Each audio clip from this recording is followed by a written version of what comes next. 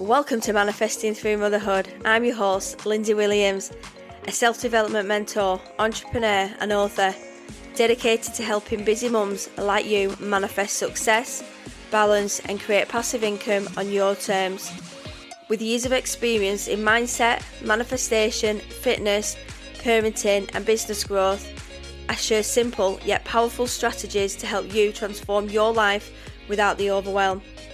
If you're ready to up-level your mindset, build a thriving business and create the life you truly deserve, you're in the right place. You can also find all my books on Amazon, packed with tools to help you manifest and grow. So don't forget to follow the podcast to be updated on all new episodes. And let's get going.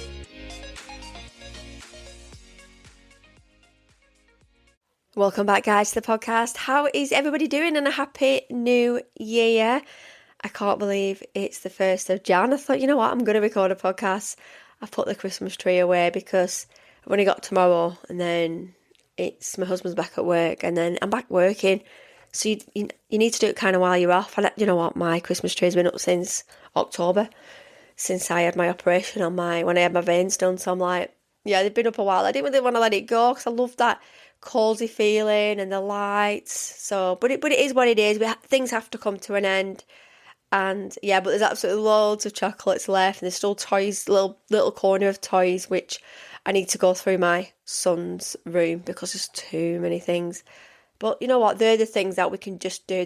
I feel better just decluttering, chuck some things out the loft, put everything in there.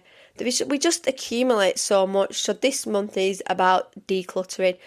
What I did last year, every day I threw away a minimum of one thing a day. So if you could just go in the cupboard and chuck an old cup or a plate, or I've got some like drawers that I need to go through. I don't even know what's in them, and that just proves that I need to throw them away. And I've got some old shoes that I probably won't wear anymore, and I could probably put a lot of things in my cupboard. So I'm like, you know what, I'm just going to tackle that probably like next week. If I just do one thing a day, I think sometimes your mind becomes a lot clearer. So today, what I wanted to talk about is looking at if you are thinking about building a business in 2026. I've had a lot of people messaging me saying, Linz, I need to launch a podcast. I need to start writing my book. I need to do some journals and planners. And this is a really good time to start thinking what I want to do in terms of a business. As you know, I've got my hair and beauty business. I set that up, over 20 years ago. And I think doing your own business, you get used to doing my own stock and my own accounts, and you just learn as you go along. But then I think it was like through lockdown and everybody started talking about passive income, and I was like, what's passive income? It's the ability to earn money without working extra hours, which we all want. And it's looking at what you can do to earn more money. What type of business do you want? And it is quite flexible having this. Like, I've got my courses, so if you want to understand how to launch a podcast, I've got my course. I've got my self-publishing course. I do one-to-ones. I've got my digital products. I've got different things. I've got my books. I get book sales. So it's like different things that I can do, but it's not encroaching on my time in the salon or around the school run. And it's not about hustling harder in the new year. It's thinking about what you want to do. And you might want to set up a business that is like a face-to-face business, but it's also good to have some like digital products.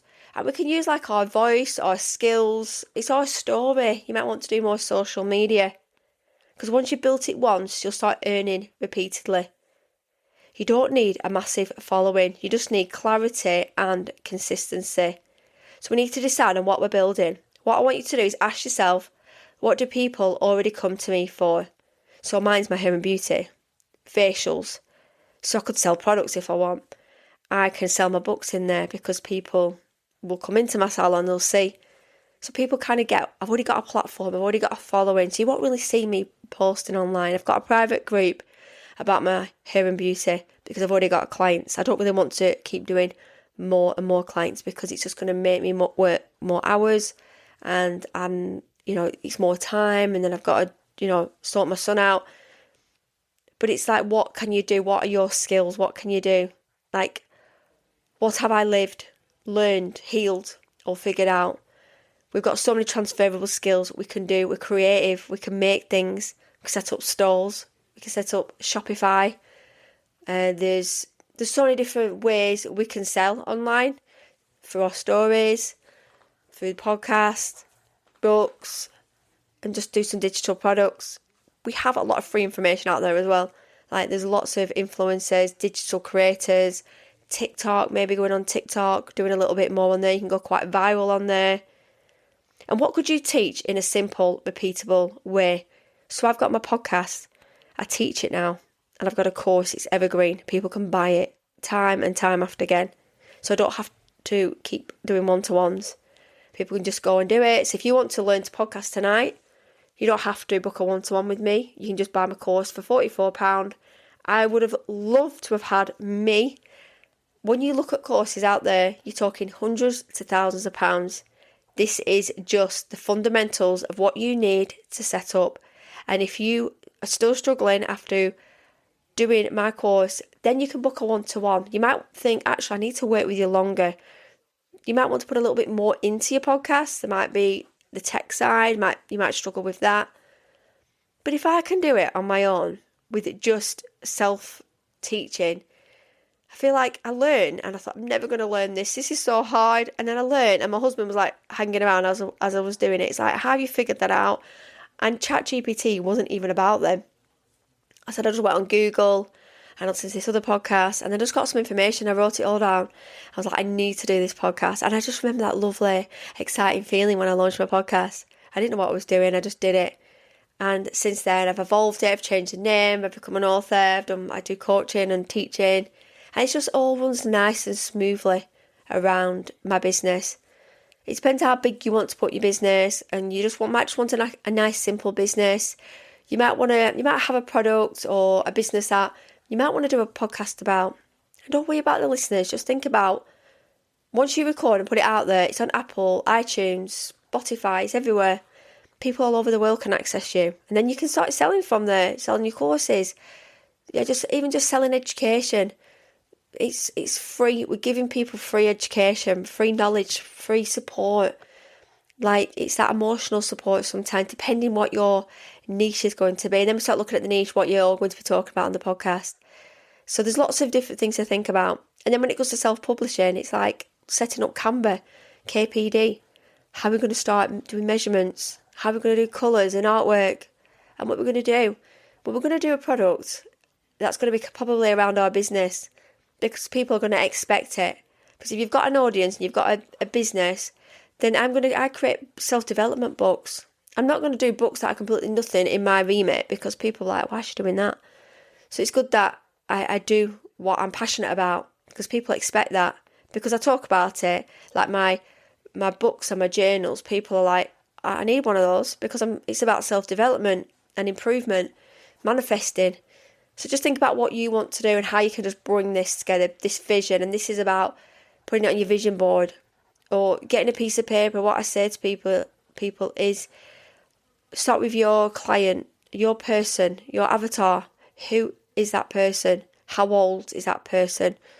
How can you help? What's the pain points? What do they need from you? Who's your audience now? Audit your social media. What type of women or men appeal to you? Who messages you?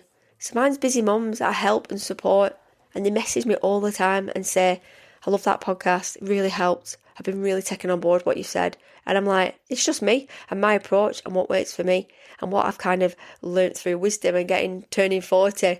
I'm like, this no messing around method, like let them theory, just let everybody be. And I kind of bring that approach to the podcast and how manifesting has helped me so much. And how it's helped me with grief. Like manifesting, people think, oh, when you say that word. But it's the ability to manifest something effortlessly. How you can bring it into your life and make it fun and adaptable for you. If it's love or money, it's something that you want. We all want to manifest something, a new car, a new kitchen. I've manifested so many different things. But it's being consistent with manifesting as well. Doing your daily journaling and your gratitude and your visualisation, wearing your crystals. It's the little things that I do, what I love doing. And a lot of people that I know, like that we talk about manifesting, They do similar things like rituals. You have your own rituals, you have your own time, your time block, you outsource. Your mindset completely changed. Like years ago, when I think about how manifesting was like starting to become part of my life, I didn't know it was the word manifesting.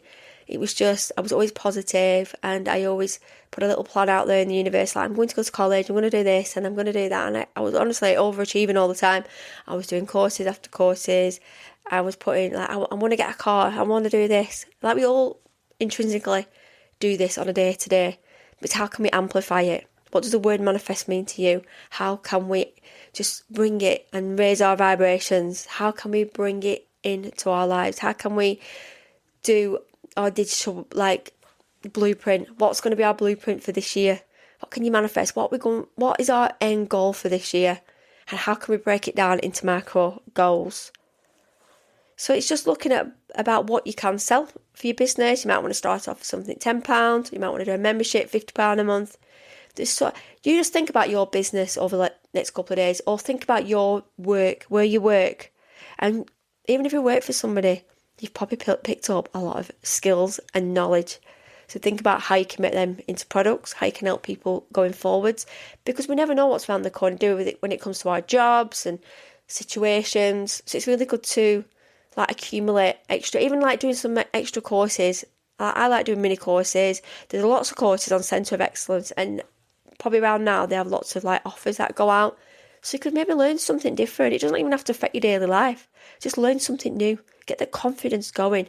Really get that fire and that burning desire going. That's what I did with my book. I did a book, and I'm like, I did the journals to try and give me the confidence to write the book, because I'm like, I can't write a book.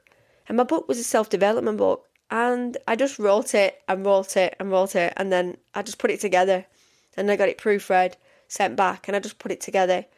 But if I was to do it again, I would probably do it a lot differently. I'd probably map it out a lot different, because I think when you are new to something, we don't know the ins and outs. We kind of get ideas, but we don't know, because the proof is in the pudding. It's practice what you preach. That's why I say just keep doing what you do. You might want to do a challenge that then evolves into a product or a membership. It's just think of your lived experiences as your superpower. Just keep the setup simple. You don't need everything at once. So your starter essentials are one clear offer, one platform, Instagram, podcast or email list, one way to get paid. So you can use Monzo, MailChimp. I add my Monzo business to my MailChimp, but I've also got a funnel where I use Stripe. So I use both, because depending on what product that I'm doing, it's easier. So you can set up a business account today at Monzo, do business accounts. It's like doing your research now, thinking how you can start setting this up. If you've not set up a business, you need to set up with Inland Revenue, get your tax code. But you know what? We've got ChatGPT now, so we can ask it, how can we set up a business? There's so many different things we can ask it, what we need to, if you can't find it online. Because you know what it's like when you try to ring somebody. Like years ago, you try to ring, and then no one would ever help you, and it was always ringing different services. And now we can just ask ChatGPT.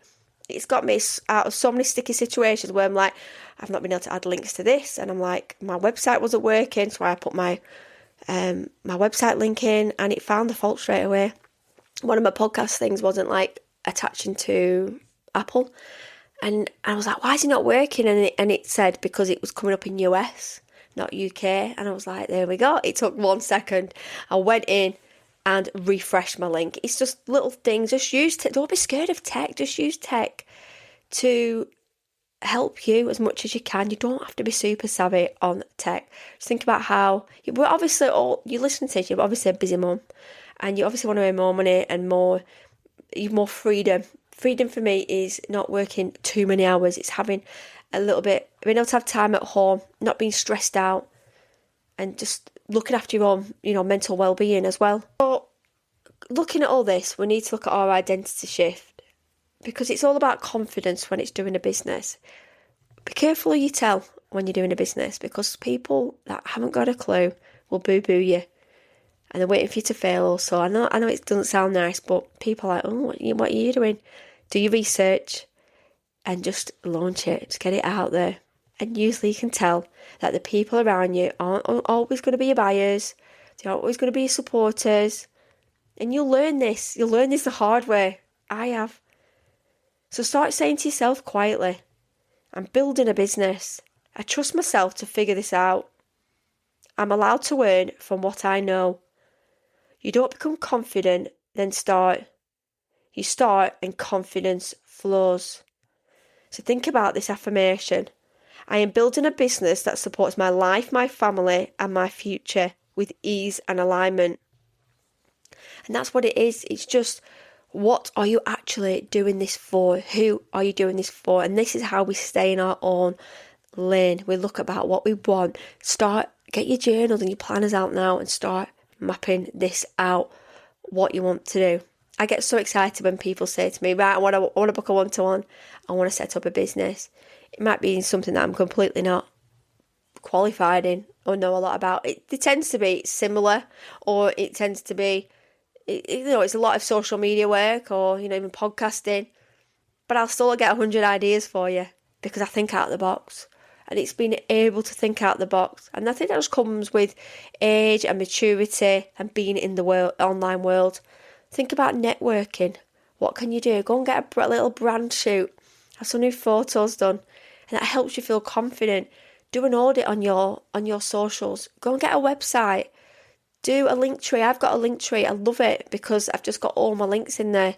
There's little shifts we can start doing. Start from the bottom. Look at what we need to do. Write a list. And every day just start getting through your list before we actually set the business up. And if it's a podcast or self-publishing, I can help you with that, setting up a small business, doing social media, the confidence work, all that I can help you with. It is all about confidence. It's just about having the ability to trust in you. And you don't have to tell everybody. I've said this. You just start doing your own research now. Start focusing on what you want and watch your confidence grow, because that's what it is. It's just my confidence, like as if I'm teaching people how to publish books, as if I teach people to do podcasts. I just do it because I know I've done it. I know other people that have worked with me, and I've seen their success, and they're just smashing life now. And I'm like, wow, it's great to see other people. And think about what you want if you're doing a podcast. Like, what do you want? Do you want it to be a solo podcast? Do you want guests on the podcast? And you could probably sit and write 10 episodes now. So think about doing your artwork. Even if you start looking on Canva and doing your artwork, and start thinking about who you want to help. This starts to manifest, and it starts to become a reality, and you start to think, oh, yes, I can do this. You're like 1 foot forward. You're 1 step further to the next step. I always say to this, I did my book cover and I put it on my vision board. It was on my phone. I haven't even wrote the book. I'd done the front and back cover months and months before. It was done. I tweaked the odd thing. I did a little bit of this, a little bit of that. And yeah, so this is what it is. It's just doing it and having the confidence and actually starting to see it become a reality. Because if we don't see it become a reality, we don't have the confidence to take it to the next step. Manifesting doesn't start when something magically appears. It starts much earlier, quietly, in the moment you decide something different is possible for you. At first, nothing looks different on the outside. You're still living the same routine, same responsibilities, same to-do list, but internally a shift has happened. You've planted a seed. Manifesting begins with clarity, not perfect goals, not a 10-step plan, just an honest awareness of what isn't working, what you desire more of, how you want to feel. This is where journaling, reflection, or simply naming the truth that creates the momentum. Energy moves when honesty enters the room. And to finish off, once you're aware, the work becomes alignment. Your thoughts, emotions, beliefs, and actions slowly start to line up with your desire. This is where many people get stuck, because alignment isn't glamorous. It looks like choosing different thoughts on tired days, saying no when you normally people please, and backing yourself before you feel ready, acting as if you've already becoming her. Because this is what it is. You've heard that saying, fake it till you make it. It's about believing you can do it before you've done it. And this is with the shifts. Don't let anybody pull you down. And if I'd half the people that I probably would have told I'm doing a book, they would have been like a book.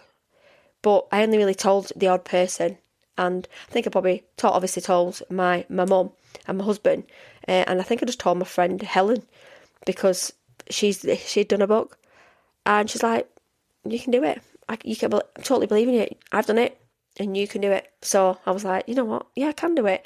I might have left school a long time ago, and things might need to scratch up a bit on my literature and, my English, but we've got tools to help us with that. Now, the world is your oyster. We did not have these things when we left school. We had to go to college. We had to get a vocation. We had to go and work. The world does not work like that anymore. We can earn money while we sleep. It's just about being confident, and being confident online as well, and showing up consistently, being creative, and showing up with main character energy, being you, stepping into a new you, and you can do this. So anyway, I'm going to go now. So anyway, have a new year, and let me know what you're up to. All my resources, there's freebies in there. They're all in my linktree. My book, go and get my book, Manifesting Through Motherhood. There's some worksheets to do in the book. And just start yourself off with a bit of a tool, manifesting. And I will speak to you all soon. See you later.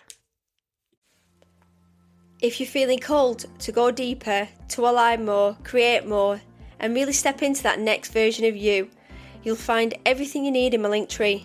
From my book, Manifesting Through Motherhood, to powerful resources and ways we can work together. It's all there waiting for you. Come and find me on Instagram or Facebook. I love hearing what landed with you. Don't forget to follow the podcast, and if this episode spoke to you, please share it with someone who is on their own journey too. And happy manifesting.